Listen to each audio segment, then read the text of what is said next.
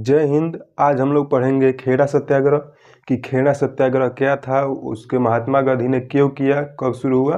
तो चलिए शुरू करते हैं। तो खेड़ा सत्याग्रह, जो खेड़ा सत्याग्रह हुआ था वह गुजरात में एक स्थान है खेड़ा। वहाँ पर सन 1918 ईस्वी में महात्मा गांधी ने इस सत्याग्रह को शुरू किया।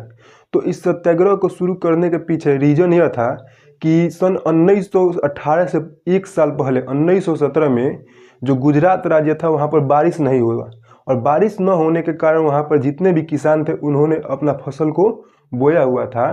तो फसल बोए थे तो वह फसल बारिश न होने के कारण नष्ट हो जाती है, और उनका मतलब थोड़ा बहुत फसल होता है, कहें तो उनका एक चौथाई फसल नहीं होता है। अर्थात एक हिस्सा खेत है, यदि हम लोग एक हिस्से खेत को 4 टुकड़े करते हैं तो यह जो एक हिस्सा है इतना भी उनका फसल नहीं हुआ, इससे भी कम हुआ। तो उस समय जो सरकार थी वो किसानों से टैक्स की वसूली किया करती थी, तो उनके पास इतना भी नहीं हो पाया धन कि वे टैक्स को जमा कर सके, टैक्स को दे सके। तो इसकी और जो सरकार थी उनसे टैक्स मांग रही थी, टैक्स पर कोई कमी नहीं की, और वह सरकार जो थी 23% टैक्स की उसमें वसूली किया करती थी। तो महात्मा गांधी ने इस चीज़ को देखा और उन्होंने इस पर एक किसानों को और वहाँ के लोगों को समझाया कि ऐसा गलत है, आप लोग हम लोग अंग्रेज़ों के खिलाफ या सरकार के खिलाफ हमें क्या कर आवाज़ उठानी चाहिए। तो उन्होंने ऐसे करके उन्होंने सत्याग्रह को शुरू किया। इस सत्याग्रह को शुरू करने के लिए उन्होंने सरदार वल्लभ भाई पटेल जो थे वह भी एक वकील थे, वकालत किए हुए थे। तो उनसे उन्होंने कहा, तो वो जो सरदार वल्लभ भाई पटेल होते हैं वे अपनी वकालत को छोड़कर और यहाँ पर इस खेड़ा सत्याग्रह में अपना हिस्सा लेते हैं, और वह भी खेड़ा सत्याग्रह में शामिल होते हैं। उनके साथ भी और भी से बहुत से लोग थे। तो चलिए देखते हैं क्या है खेड़ा सत्याग्रह। जो खेड़ा सत्याग्रह था वह सन 1918 में हुआ था। तो जो खेड़ा ना है, खेड़ा सत्याग्रह वो गुजरात राज्य में खेड़ा स्थान पर हुआ था सन 1918 ईस्वी में। तो और महात्मा गांधी का भारत में दूसरा सत्याग्रह था। इसके पहले महात्मा गांधी ने सन 1917 में एक सत्याग्रह किया था, चंपारण सत्याग्रह। और चंपारण जो है वो बिहार में है, वो बिहार में एक चंपारण जिला है, वहाँ पर उन्होंने इस सत्याग्रह को किया था। तो उस सत्याग्रह के बारे में मैंने पहले ही एक वीडियो बना चुका हूँ, और आप लोग चाहिए जाकर उसको देख लीजिएगा। चलिए आगे देखते हैं। 22 मार्च, यह जो सत्याग्रह था वह 22 मार्च सन 1918 से 5 जून सन 1918 तक चला था। अर्थात मार्च में यह शुरू हुआ और जून में खत्म हुआ, और यह कुल 75 दिनों तक चला था। कि 75 दिनों तक यह सत्याग्रह चला था। इसमें जो भाग लेने वाले मुख्य नेता थे उसमें महात्मा गांधी थे और सरदार वल्लभ भाई पटेल थे, जो कि सरदार वल्लभ भाई अपने वकालत को छोड़कर और यहाँ पर आए थे।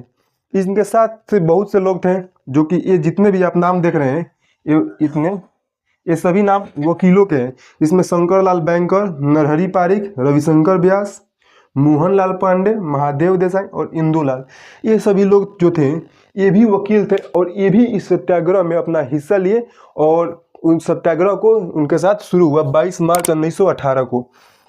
जो ये लोग थे वो जो वहाँ के किसान थे, उन किसानों के ये लोग मतलब सत्याग्रह करने के लिए प्रेरित करते थे, और उनके बताते थे कि जो सत्याग्रह है इससे करने से क्या होगा, कैसे आप लोग का टैक्स माफ होगा, इन सब के बारे में बताते थे।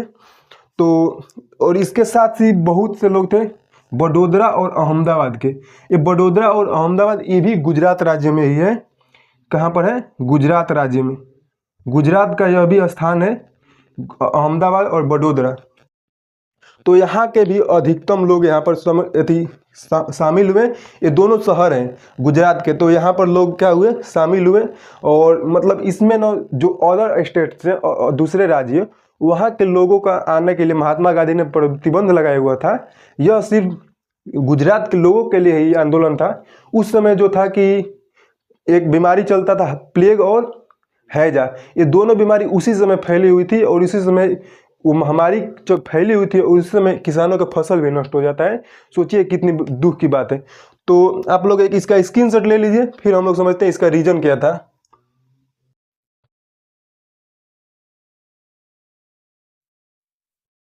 चलिए समझते हैं कि महात्मा गांधी ने जो खेड़ा सत्याग्रह किया था, उस सत्याग्रह को करने के पीछे उनका कारण क्या था। तो वर्षा, पहला कारण था कि वर्षा न होने से किसानों का फसल नष्ट हो जाना।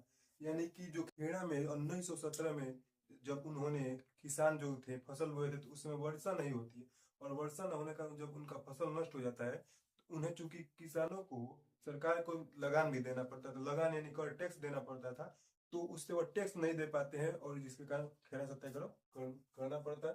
फिर से दूसरा, सरकार द्वारा कर, यानी जो कर लगता था 23%, और छूट न दिया जाना, तो सरकार ने उन्हें छूट थोड़ी भी, उनको मतलब टैक्स वसूली करने के लिए वो जिद पड़ी कि हम टैक्स किसानों से लेंगे ही लेंगे, तो उस पर कोई भी छूट न दिया जाना। फिर से तीसरा था, सरकार द्वारा चेतावनी की, टैक्स पर भुगतान न करने पर जमीन का जब्त हो जाना। यानी सरकार ने किसानों को यह टैक्स, यह चेतावनी दी थी कि यदि आप लोग हमारा टैक्स को नहीं देते हैं, तो हम आपके जमीनों को क्या कर लेंगे, जब्त कर लेंगे, अपने आपके जो जमीन है उसको ले लेंगे। और सरकार कितने लोगों की जमीन को ले भी लेती है, कई लोगों की जमीन सरकार ने जब्त कर लिया, परंतु सत्याग्रह समाप्त होने पर उन्हें लौटाना पड़ा। तो जो वहां के किसान थे, उनकी जमीनों को क्या करती है सरकार, वो ले लेती है, लेकिन जब सत्याग्रह समाप्त होता है, तो सरकार को उनकी जमीनों को वापस लौटाना पड़ता है। तो फिर से है, सरकार ने गुप्त निर्देश जारी किया कि लगान उन्हीं से वसूला जाएगा। जब उन्होंने, सरकार ने देखा कि जो वहां के लोग हैं, वो उन्होंने सत्याग्रह के प्रति एकदम एकाग्र हो गए, और वो सत्याग्रह को एकदम अच्छे तरीके से कर रहे हैं, सरकार के एकदम वहां के पूरे लोग खिलाफ हो गए हैं, तो उन्होंने एक गुप्त निर्देश जारी किया। सरकार ने गुप्त निर्देश इसलिए जारी किया क्योंकि जो टैक्स की वसूली करती वो सरकार ही करती थी, इसलिए उन्होंने गुप्त निर्देश जारी किया कि टैक्स उन्हीं लोगों से वसूला जाएगा जो लोग टैक्स को देने में सक्षम है, टैक्स उन्हीं लोगों से वसूला। इसलिए जब यह सूचना गांधी जी को आती है, गांधी जी के पास, तो उन्होंने इस आंदोलन को, खेड़ा सत्याग्रह को समाप्त कर देते हैं। और उन्होंने इस सत्याग्रह के दौरान एक नारा दिया था, कर नहीं दो। कर नहीं दो का, जब वे इस सत्याग्रह को कर रहे थे, उसी समय एक उन्होंने नारा दिया था, कर नहीं दो या कर मत दो। तो गांधी जी का यह नारा था, कर मत दो। वो इस सत्याग्रह को करते समय ही, खेड़ा सत्याग्रह को, इन्होंने इस नारे को दिया था। तो आप लोग इसका स्क्रीनशॉट ले लीजिए।